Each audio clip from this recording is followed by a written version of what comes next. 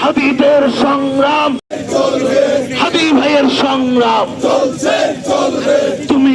আমরা দেখেছি যে বিভিন্ন তথ্য গোয়েন্দারা কিরকম তথ্য ফাঁকি দিয়েছে, কিরকম অন্য মোটরসাইকেল আরোহীকে ধরে তাকে রিমান্ডে নিয়েছে। এই সময় প্রকৃত আসামি বর্ডার ক্রস করে ভারতে গিয়েছে এরকম আমরা খবর পেয়েছি। সেই বর্ডার কি বাংলাদেশের নিয়ন্ত্রণে নেই, ইউনূসের নিয়ন্ত্রণে নেই, স্বরাষ্ট্র উপদেষ্টা পররাষ্ট্র উপদেষ্টার কি নিয়ন্ত্রণে নেই? এই প্রশ্নটা আমাদের থেকে যায়। প্রশ্ন করব কাকে? ইউনূস বিচার চাই, ইউনূস বিচার চাই, এই স্লোগান 5 আগস্টের পর থেকে আজকে কয়েকশো বার আমরা দিয়েছি, কিন্তু ইউনূস কোনো কিছুর বিচার করতে পারলো না। দিয়ে গেছে এবং পুরো বাংলাদেশকে দেখিয়ে দিয়ে গেছে কিভাবে ভারতের আধিপত্যের বিরুদ্ধে লড়াই করতে হবে। এবং স্পষ্ট ভাষায় ছাত্র জনতা এবং রংপুরের জুলাই যোদ্ধারা হিসেবে বলতে যাচ্ছি,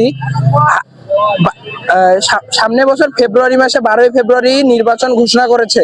নির্বাচনের আগে যদি খুনি হাসিনা এবং হাদি ভাইয়ের খুনিদের যদি বিচারের আওতায় এবং আনা না হয়, তাহলে এই নির্বাচন কিভাবে হয়? সারা বাংলাদেশে 64টি জেলায় সকল জুলাই যোদ্ধাকে নিয়ে আন্দোলন গড়ে তোলার আমরা হুঁশিয়ারি দিচ্ছি ইউনূস সরকারকে। আর এই স্বরাষ্ট্র উপদেষ্টা এবং পেঁয়াজ আলু উপদেষ্টাদেরকে বলতে চাই লাউড অ্যান্ড ক্লিয়ার, আপনারা যদি খুনিদের ব্যবস্থা না করতে পারেন, আপনারা লজ্জা থাকলে আপনাদের পথ ছেড়ে চলে যান।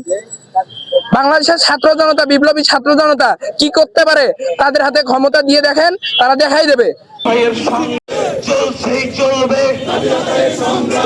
তোমার আমার সংগ্রাম, মেহনতীদের সংগ্রাম,